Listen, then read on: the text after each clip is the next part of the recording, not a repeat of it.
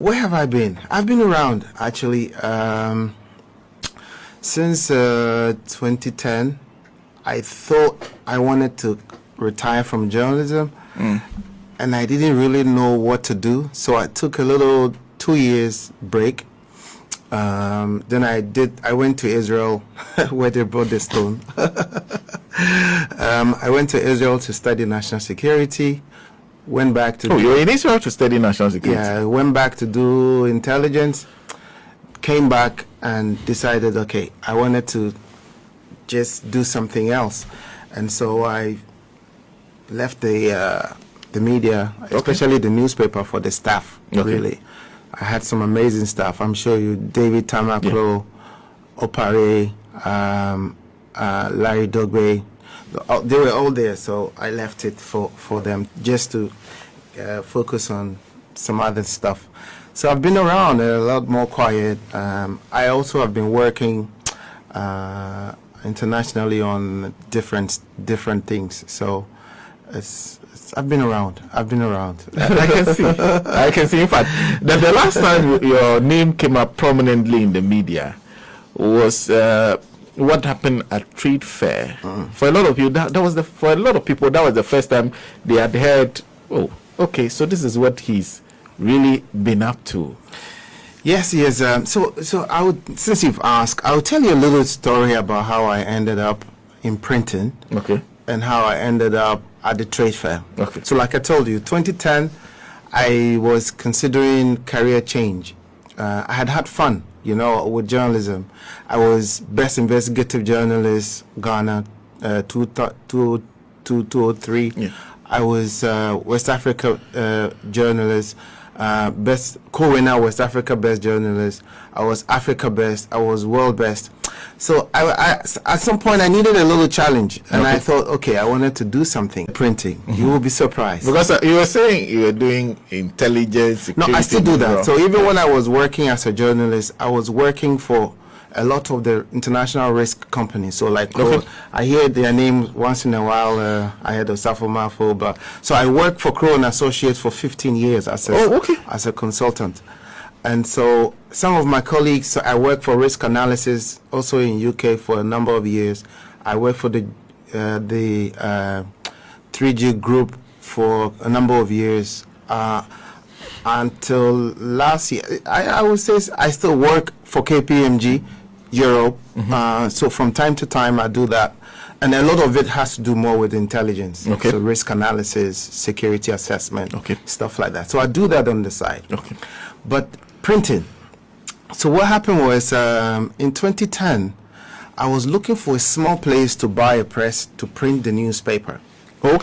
And then I asked this young guy from KNUST who did research. So I asked him if he would do a small research, whether it's worth printing our own newspaper or whether it's worth, since that's not our core business, whether we should outsource it. So he brought me a report that was quite exciting. So I gave him money to go back and expand the thing into rather commercial printing, and let me see how. And when he gave me the numbers, I said, okay, I think now that I'm looking at other careers, I think I will focus here. So I started there. Then I needed a smaller place.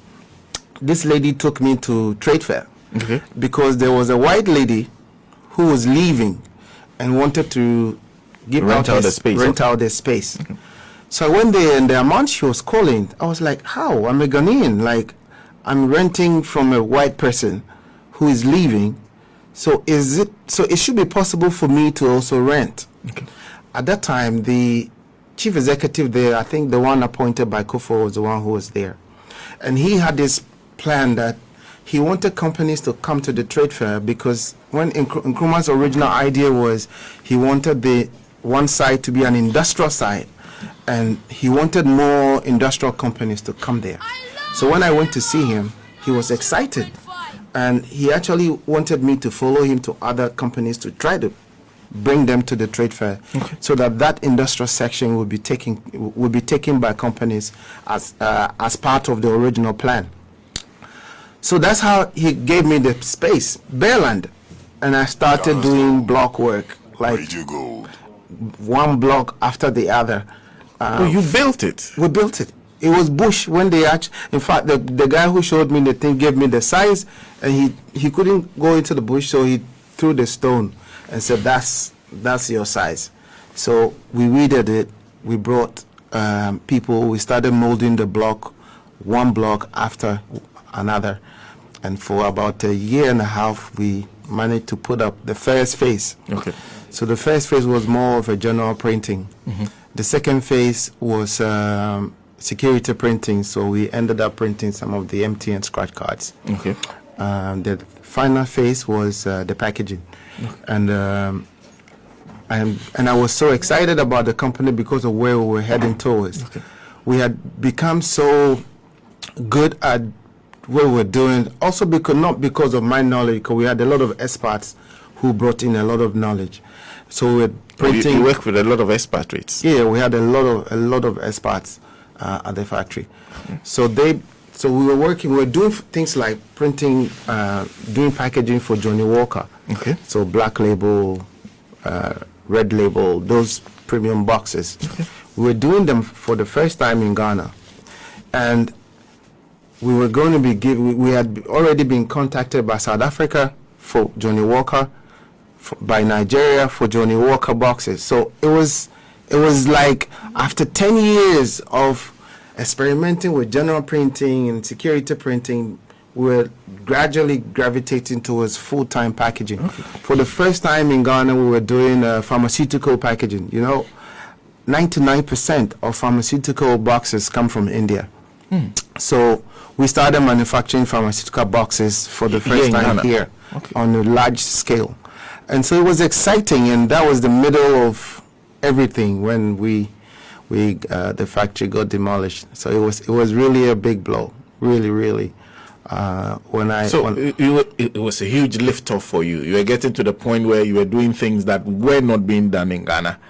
The thing about how the life of business is, like I said, we started off, we were doing general printing.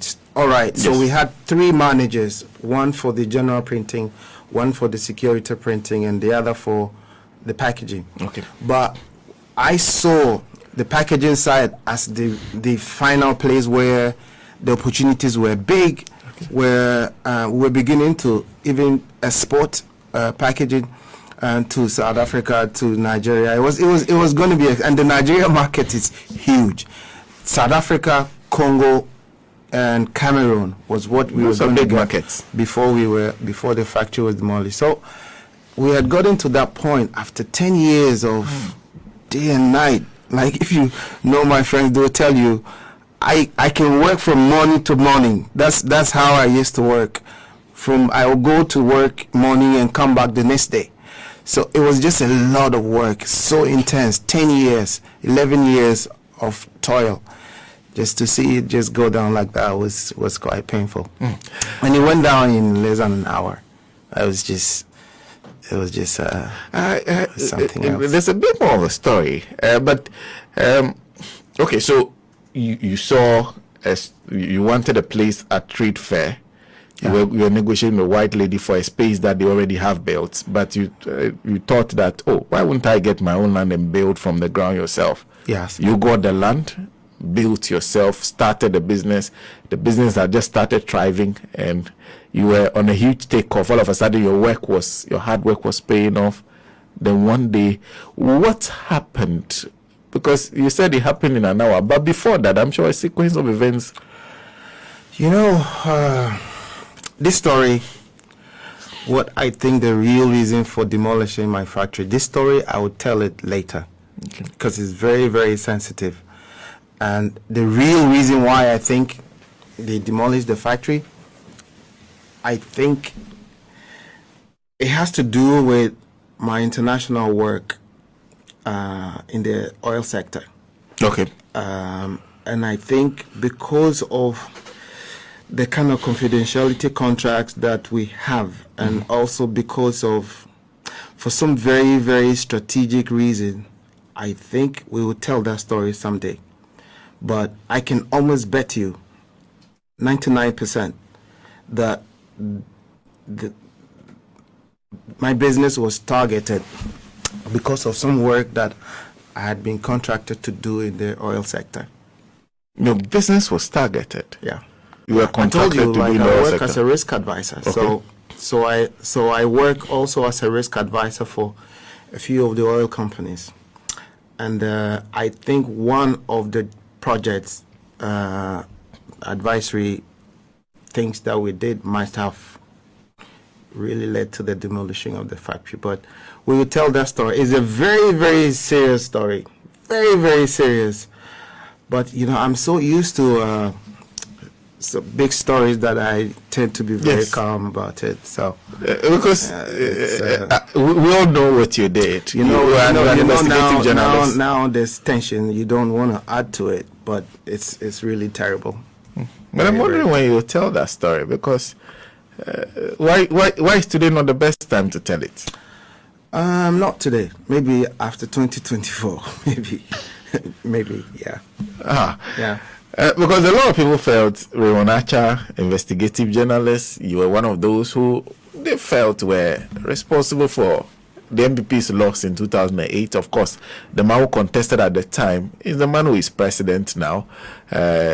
Your work, even in the studios, you hosting a show. Among others, some of the information you so put let me out. tell you about that show. Is it Election Forensics? Election Forensics, yeah. So what had happened to you meant that you were done with the business. No, not just that. But so they demolished the factory and they destroyed the equipment. Okay. So then there was no business. And to start that would take you another 10 years, 7 years. It's not. So you lost your equipment. I lost everything. But I'm wondering whether you sought any form of. Sometimes when this happens to you as a businessman, these are losses to you.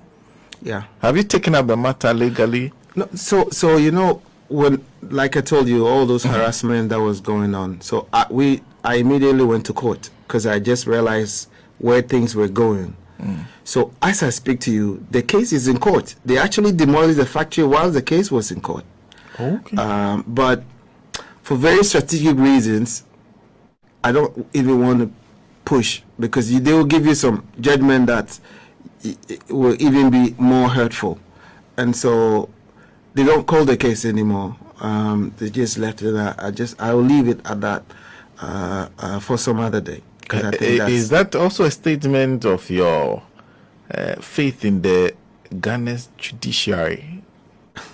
Because I'm wondering, you said they'll give you some judgment that will even be much more heartbreaking. Will just rub salt into your wound. Because you know. So first of all, we got an injunction to restrain the trade fair from ever demolishing the facility. Yes, I recall. They were served.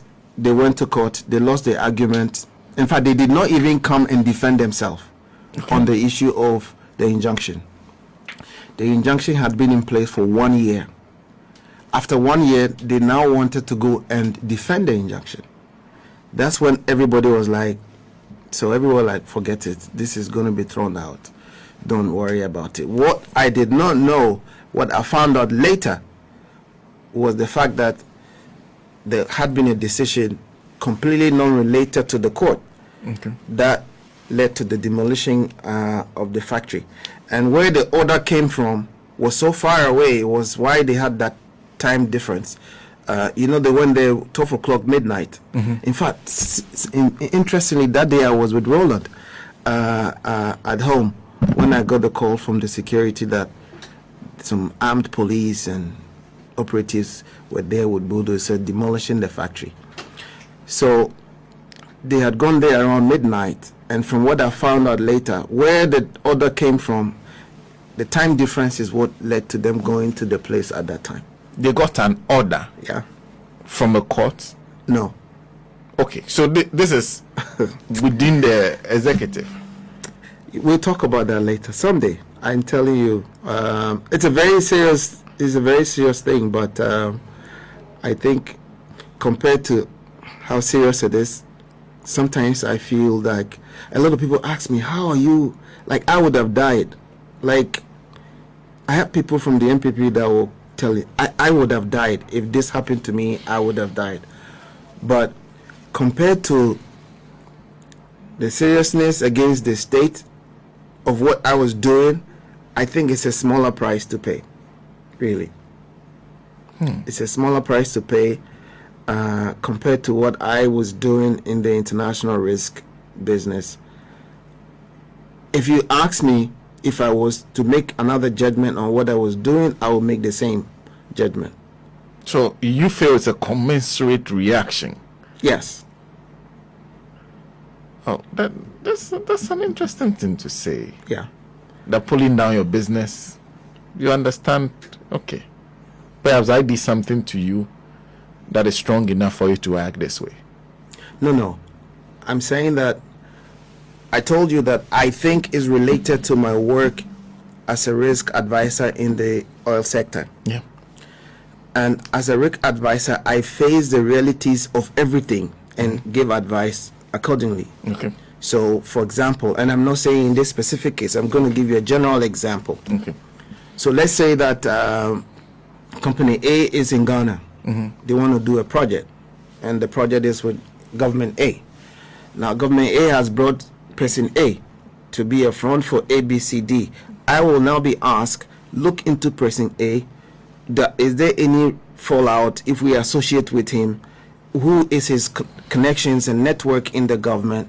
So I have to break everything down and explain to them that this company that has been brought is connected to this company and is connected to this politician and is connected to this. So I have to do all that first investigation and do the analysis and then give them the risk factors.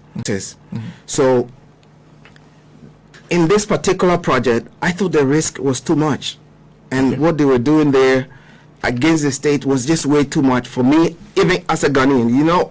Like I'm saying, when I say that, considering the work I was doing and what they did to my business, I would think maybe it's a smaller risk price to pay, considering what was going on in that sector.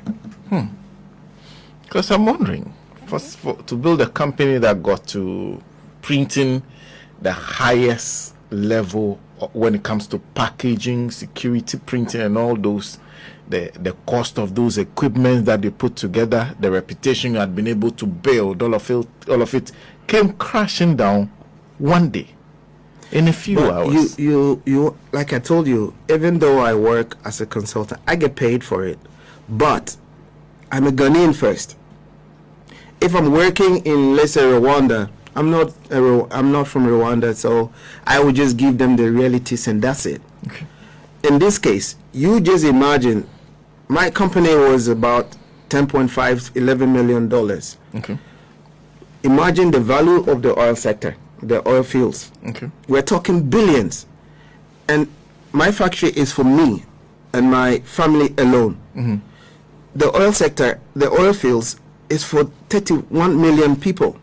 So that's what I'm trying to say, that if I can save that project for the people, I am happy to sacrifice my small business against the billions that benefits everyone. That's actually what I'm trying to say. If you want to demolish my factory because I'm in the way of taking things that belong to 31 million people, and you want to take me out because I'm standing in the way, I'm happy to do that. It's always been what I have been anyway. You're standing in somebody's way? Yeah.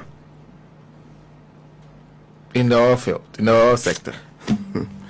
It's a lot of things. There's a lot of things that goes on. And I think sometimes I feel like Ghanaians know 20%. 20% Yes. of what goes on. Like what's going on, I think Ghanaians know only 20%. Judge of what actually happens. What's happening. I feel like sometimes when I hear people, like I hear Sir John's will, I'm like, people have done, there's evidence, people have done 20 times what Sir John has done. They're walking around. They're pointing fingers at Opuni. Okay, they're pointing fingers at Opuni, trying to jail him. And they're walking around here with millions